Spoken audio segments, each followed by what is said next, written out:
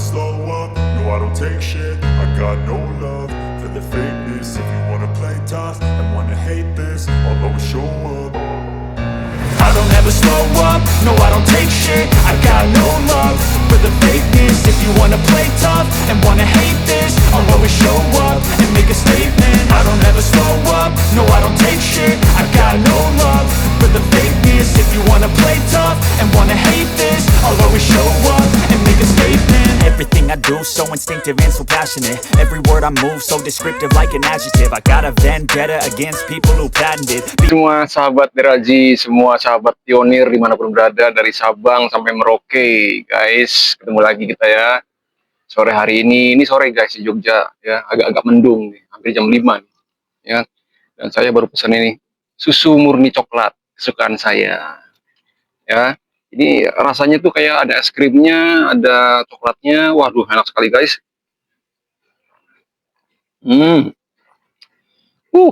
Apalagi kalau panas-panas ya guys ya.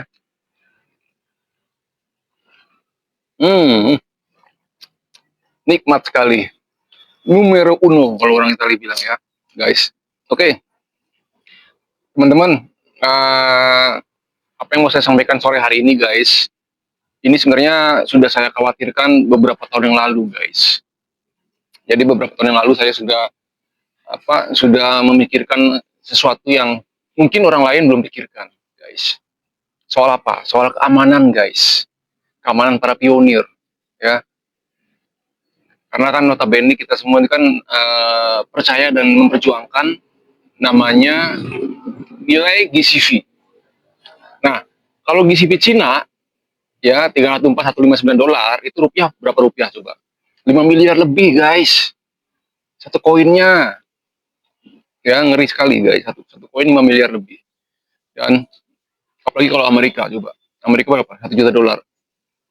Dan saya dengan isu-isunya yang akan dikejar itu malah GCV Amerika. Apa nggak lebih ngeri lagi guys? Ya teman-teman. Di setiap video saya tidak pernah saya lupa lalai, saya selalu mengingatkan tentang kesehatan. Nah kalau kita bicara kesehatan, teman-teman, itu adalah tanggung jawab masing-masing pribadi ya. Itu ranahnya kita masing-masing. Ya, tanggung jawab kita masing-masing.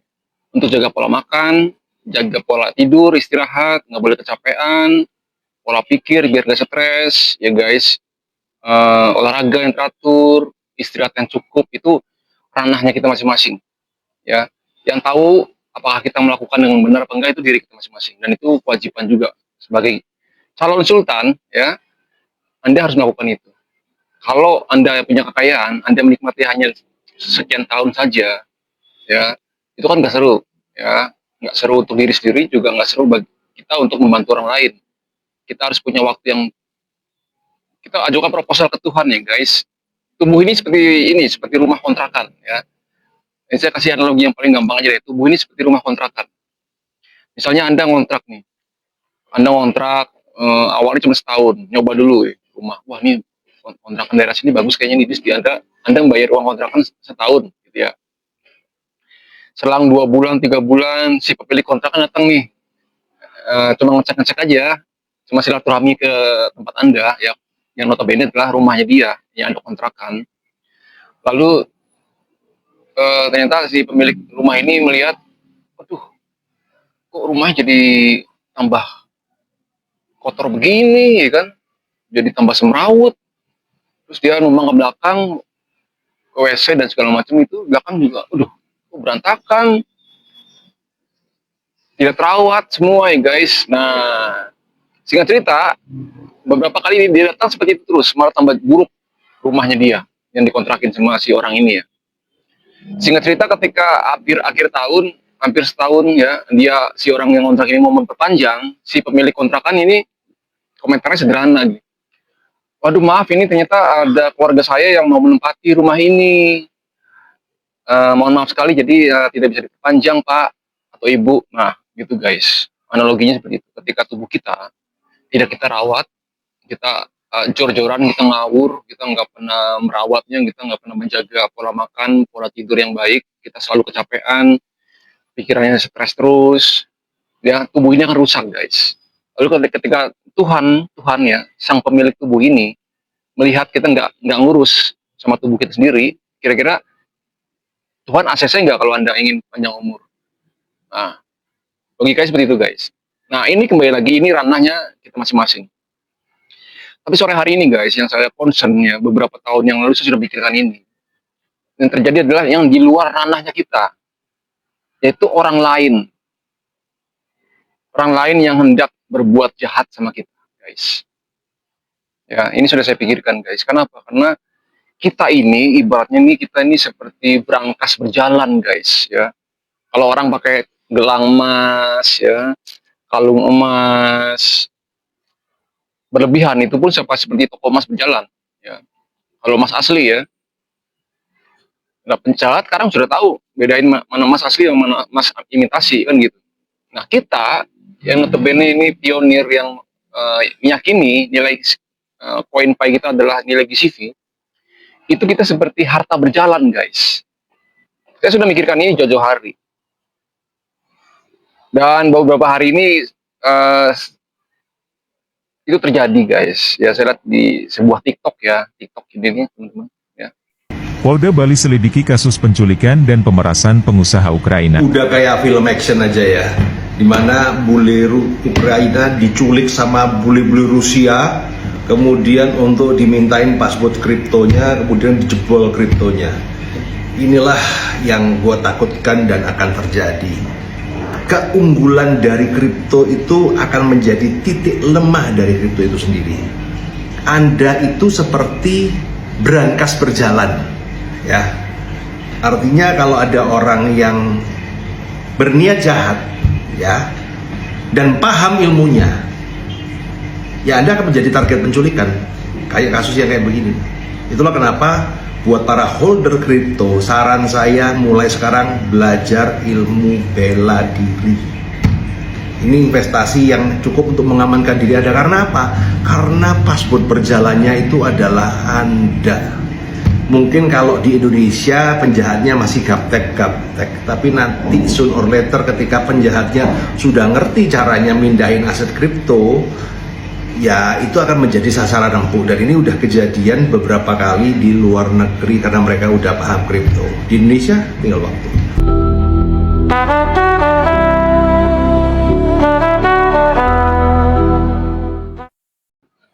Dimana pemilik kripto diculik teman-teman, dan dimintai untuk diberikan sandinya, lalu dibobol lah kriptonya dia gitu ya. Ternyata kejadian ini sudah beberapa kali dalam beberapa tahun ini terjadi guys. Jadi saya cuma baru tahu aja kemarin dari TikTok ini ya, tapi ternyata saya lihat di Google, ini ternyata sudah beberapa kali terjadi guys. Tadi saya bacakan ya teman-teman ya, saya bacakan teman-teman kejadian-kejadiannya. Segernya. Oke, ini saya bacakan teman-teman kejadian-kejadiannya seperti ini ya. Nah, CEO perusahaan kripto diculik. Ini November 2024 guys ya, setahun lebih yang lalu ya teman-teman. CEO perusahaan kripto diculik, bebas usaha bayar, bebas setelah bayar tebusan 15 miliar ya. Perusahaan kripto terkemuka yang berbasis di Toronto, Kanada dilaporkan telah diculik dan diminta tebusan sebesar $1 juta atau sekitar 15 miliar.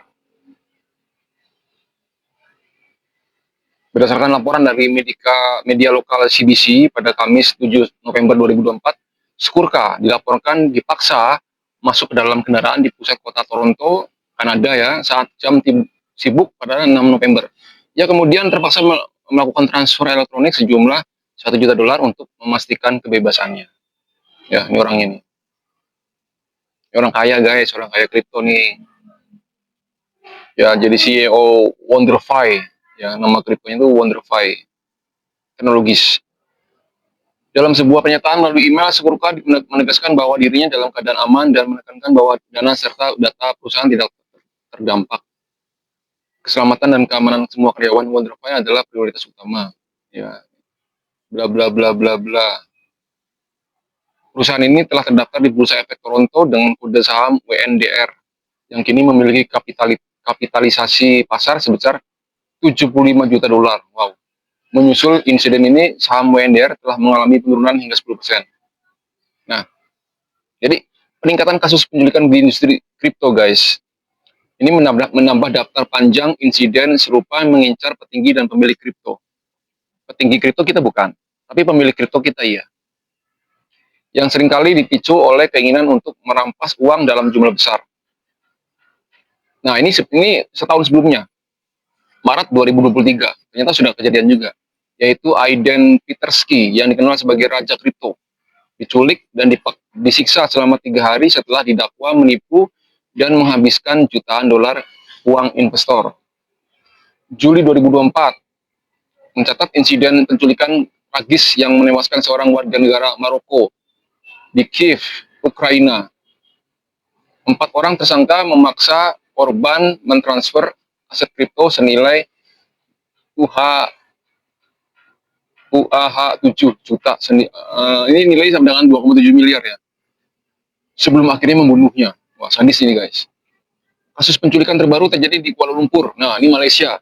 Pada Agustus lalu, dengan 6 warga Malaysia didakwa atas penculikan seorang warga negara Cina dan menuntut tebusan sebesar 4,4 juta ringgit Malaysia atau sekitar 15 miliar dalam bentuk stablecoin USDT. Itu baru tahun-tahun ini. Nah, yang terbaru ada lagi, guys, bulan Januari kemarin, Januari 2025. Ini, guys, ada lagi beritanya, guys. Ya. Co-founder Ledger terluka saat diculik. 2 pelaku yang minta tebusan kripto ditangkap. Jakarta, David Balen, salah satu pendiri perusahaan kripto Prancis, Ledger, terluka di bagian tangan saat dia dan istrinya diculik. 10 orang diminta keterangan oleh otoritas terkait penculikan pendiri Ledger ini. Balen dan istrinya diculik pada Selasa pagi dari rumah mereka di Prancis Tengah. Di Prancis ya, guys, dan dibawa dengan mobil ke 2 tempat terpisah. Dibawa dengan mobil ke 2 tempat terpisah di mana mereka disandera. Ya, ini jaksa Paris Leverbeque dalam konferensi pers menjelaskan. 24 Januari, guys. 24 Januari 2025 kemarin ya. Selama penculikan, para penculik menghubungi salah satu pendiri Ledger lainnya dan meminta uang tebusan dalam mata uang kripto yang sebagian telah dibayarkan. Operasi penyelamatan tersebut melibatkan lebih dari 90 petugas dari GIGN. Ini polisinya Perancis kali ya, guys, GIGN ya. Salah satu unit polisi taktik elit Perancis. Oh iya, betul. Polisi elit Perancis yang berujung pada pembebasan Balen dan penangkapan 2 orang. Istri Balen ditemukan terikat tetapi tidak terluka dalam mobil pada Kamis hari. Ya, hampir semua mata uang kripto yang dibayarkan kepada para penculik dilacak, dibekukan, dan disita. Ya. Ini, guys, ya. Jadi ini sudah saya pikirkan beberapa tahun yang lalu, guys, dan ternyata sudah mulai terjadi. Kemarin ada teman saya juga bilang, loh, kita kan selama ini juga bawa ATM itu isinya uang, ya, aman-aman aja. Iya, guys, itu uang fiat yang nilainya tidak sebesar uang kripto kita, guys. Tapi kita, ya, dalam handphone kita ini, ya, itu ada harta yang sangat besar, yang nilainya sangat besar, guys. Apalagi kalau misalnya memang Tuhan mengizinkan semua yang kita harapkan ini terjadi, nilai GCV terjadi. Bayangkan berapa nilai, berapa puluh miliar, berapa ratus miliar, bahkan berapa triliun yang ada di wallet kita, guys. Makanya saya bilang ke teman-teman semua ya, jangan pernah pamer Anda itu seorang pionir, pamer jumlah koin pay Anda di medsos. Itu sangat-sangat, maaf ya, sangat-sangat tidak wise, tidak bijaksana ya. Show off atau pamer jumlah kripto kita di jumlah pay koin kita di medsos itu sangat-sangat tidak bijaksana ya. Kalau saya bilang sih, mohon maaf, itu stupid, guys. Kenapa? Semua orang akan tahu nilai yang Anda punya, dan Anda bisa jadi sasaran mereka, guys, ya. Sebenarnya ini sudah warning jauh-jauh hari dari moderator dan lain-lain, mungkin saya lupa yang mengingatkan siapa waktu itu ya. Tapi ya itu memang betul ya. Jadi teman-teman, orang-orang yang dulu ya, yang dulu dia punya koin pai, lalu dia membuangnya, dia mengabaikannya, dia tidak KYC, dia tidak peduli ngurusin KYC dan migrasi, dan ternyata besok nilainya besar, nilai GCV. Orang-orang ini berpotensi dia akan stres, putus asa, dan melakukan hal-hal yang tidak masuk akal, guys. Orang-orang putus asa itu bisa melakukan hal-hal yang tidak masuk akal, yang di luar nalar, ya, nekat dan sejenisnya, guys. Ya. Jadi ini orang-orang seperti ini. Bahkan orang-orang penyinyir, ya, yang dulu penyinyir, yang dia dicap sebagai penyinyir, di stempel penyinyir gitu ya. Orang-orang seperti ini pun dia juga berpotensi menjadi penjahat, guys. Karena dia penyinyir dan dia tidak punya koin pai, ya, daripada dia merasa dirinya ini sudah nista, menyinyir, ujung-ujungnya juga nestapa, ya. Dia bisa putus asa, guys. Dia bisa melakukan hal yang nekat juga, ya. Bahkan orang-orang notabene dia memang nggak ngerti sama sekali koin pai. Ketika dia lihat berita banyak orang kaya baru dari koin pai, orang-orang seperti ini pun berpotensi jadi penjahat juga, guys. Ya, tadi yang teman-teman lihat di video sebelumnya di TikTok tadi itu bilang dia menyarankan para pemilik kripto, ada baiknya Anda berlatih bela diri. Wow. Ya, ya itu ide yang tidak salah, guys. Itu ide yang baik juga. Tapi memang pertanyaannya, emang bela diri itu bisa belajar instan, guys. Memang bela diri itu semua orang bisa pelajari dengan cepat, kan enggak? Yang ada yang bener, kita orang ketika jadi sultan, kita hire bodyguard.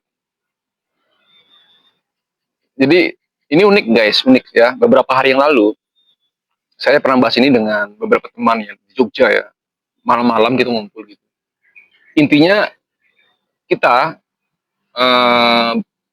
intinya ya di kepala saya yang muncul adalah kita akan meng-hire atau menyewa bodyguard, guys.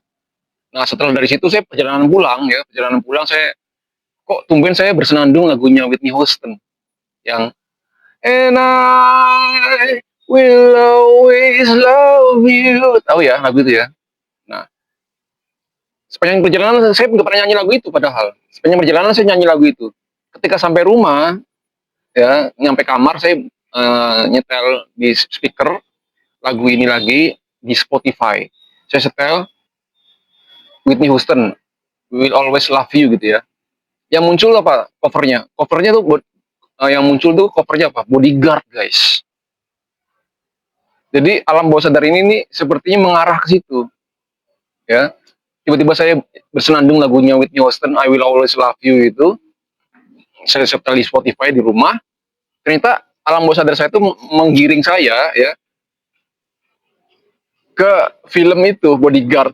Jadi yang saya ada obrolan dengan teman-teman selama ini malam itu, yang ada di pikiran saya kesimpulannya kita pakai bodyguard ya. Dalam pikiran saya gini, semua ahli-ahli bela diri kita akan hire dia menjaga keselamatan kita gitu ya. Di perjalanan saya nyanyi lagu itu, kok tumben kan nyanyi lagu ini ya. Saya tiba-tiba pengen nyanyi lagu itu. Saya buka Spotify, muncul covernya Bodyguard. Ya. Bodyguard itu kan pemainnya kan Kevin Costner ya. Yang belum nonton filmnya. Saya juga pengen nonton ulang lagi nih, lupa. Film lama sekali film itu. Itu, guys ya. Satu, kita akan video ini menjadi saksi ya. Video ini menjadi saksi saksi digital bahwa saya punya keinginan. Di kepala saya sudah muncul namanya P Guardian. P Guardian itu penjaga ya. Penjaga. Itu isinya itu adalah sebuah company atau mungkin yayasan atau company, organisasi yang tujuannya adalah menjaga keselamatan para pionir. Ya. Nanti mungkin saya bisa bekerja sama dengan siapa aja. Ya, teman-teman yang ingin bergabung, ya harus setor uang pai ke perusahaan saya. Hey guys, P Guardian ini untuk menggaransi atau menjamin keselamatan pionir selama setahun dulu. Nanti tahun depan perpanjang lagi. Ya. Dan sistem keamanan itu harus kita pikirkan sedemikian rupa, ya guys.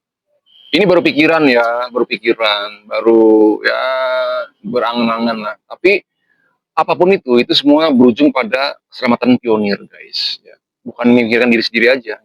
Anda bayangkan, ada seorang ibu-ibu di desa yang mungkin maaf ya, kompornya masih bakar pakai kayu, dikipas-kipas, bakar masak aja pakai kayu, ya guys. Tiba-tiba dia punya mentor di luar kota, yang ibu-ibu ini percaya sama mentornya, dia mau menambang koin pai sampai dia KYC, sampai dia migrasi, akhirnya ibu-ibu ini sampai sekarang punya koin pai.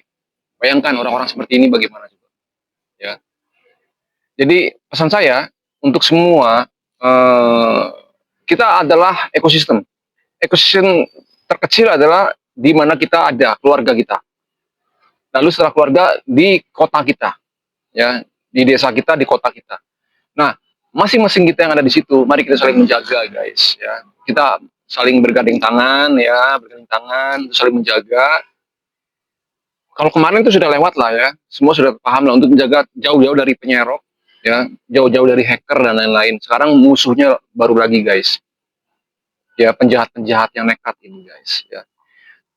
Harapan saya juga sih, sebenarnya pikiran saya, seperti di video kemarin saya bilang, saya sampaikan ada browser baru, versi baru, yang arahnya untuk keamanan kita.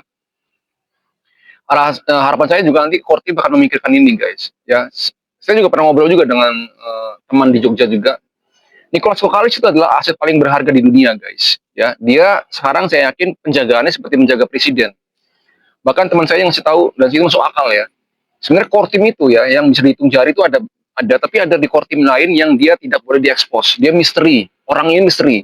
Sehingga kalau ada terjadi apa-apa dari si terhadap Nicholas Kokalis, Cheng Diopan, dan core timnya inti yang lain, ya, tapi otaknya ada di dua ini ya, Nicholas Kokalis sama Cheng Diopan. Kalau ada apa-apa dengan mereka, ada core tim lain yang misteri, yang semua orang tidak tahu, yang dia bisa melanjutkan estafet, sehingga proyek ini tetap jalan. Itu, guys, mekanismenya saya rasa seperti itu. Karena apa? Karena tonggak revolusi keuangan dunia itu otaknya ada di Nicholas Kokalis, guys. Ya, orang ini sangat penting. Ya, bahkan nggak usah ngomong Nicholas Kokalis lah. Saya punya senior di Jogja ini, saya bilang, saya ngomong ke dia gitu, Mas ini adalah orang yang orang pentingnya nih Pai di Yogyakarta, bahkan nanti kedepannya di Indonesia. Jadi harus dijaga betul-betul.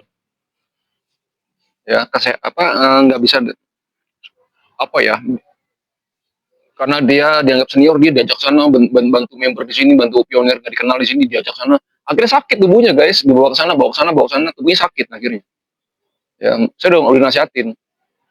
Ya, membantu orang boleh, tapi bukannya dia yang datang ke kita, dia yang butuh sama kita, kan gitu logikanya. Jadi orang penting itu, guys, itu harus dijaga. Apalagi sekelasnya Nicholas Kokalis itu benar-benar penjagaannya, saya rasa itu super. Mungkin dia melibatkan FBI atau CIA untuk menjaga dia, Nicholas Kokalis dan keluarganya. Jadi itu teman-teman yang saya mau sampaikan sore hari ini. Ini bukan menakut-nakuti, tapi ini adalah sebuah warning buat kita semua. Ya, harapan saya nanti Nicholas Kokalis ke depan core team akan membentuk sistem keamanan tersendiri buat kita. Ya, nggak mungkin kita kan semua naruh kekayaan kita ada di handphone ya. Nggak mungkin lah. Saya dengar sih kemarin ini ada muncul seperti Mastercard seperti ATM itu ya, di mana kita kemana-mana bawa itu aja, ya, itu aset kripto kita, aset Picoin kita ada di situ, ya. Dan bagaimana kita menyelamatkan sandi kita, ya, seperti tadi kisah tadi sebelumnya ya, penculiknya memaksa dia untuk menyampaikan membuka sandinya, tapi untungnya besok nggak pakai handphone lagi, guys, pakai note, ya. Intinya teman-teman, dari semua itu kita mengandalkan kekuatan keselamatan dari mana? Dari Tuhan. Ya. Semoga Tuhan selalu menjaga kita, memberkati kita, menolong kita, menjauhkan kita dari yang jahat. Jadi teman-teman ya, selalu dekatkan diri kita dengan Tuhan, selalu berbaik dengan orang-orang sekitar kita, dan pesan saya juga, satu, jangan mengungkit pai lagi kepada orang-orang yang dulu Anda pernah ajak, tapi dia gagal, dia membuang koin painya, dia menghapus painya. Jangan ungkit-ungkit pai lagi ke mereka. Ya, jangan membuat mereka semakin menyesali apa yang mereka sudah lewatkan. Ya, intinya kalau misalnya mereka melihat Anda itu menjadi orang yang sukses, bilang aja itu kekayaan dari sumber yang lain lah. Ya, nanti kalau mereka tahu dari berita dengan sendirinya, ya itu urusan mereka lah. Yang penting kita jangan cerita lagi, kamu sih kemarin dibilang nggak percaya, ya kan, disuruh nabang pai nggak mau. Nah, tuh sekarang tuh, nih lihat aku nih sudah punya mobil 10. Kamu apa? Jangan bilang gitu guys, jangan ya, please jangan.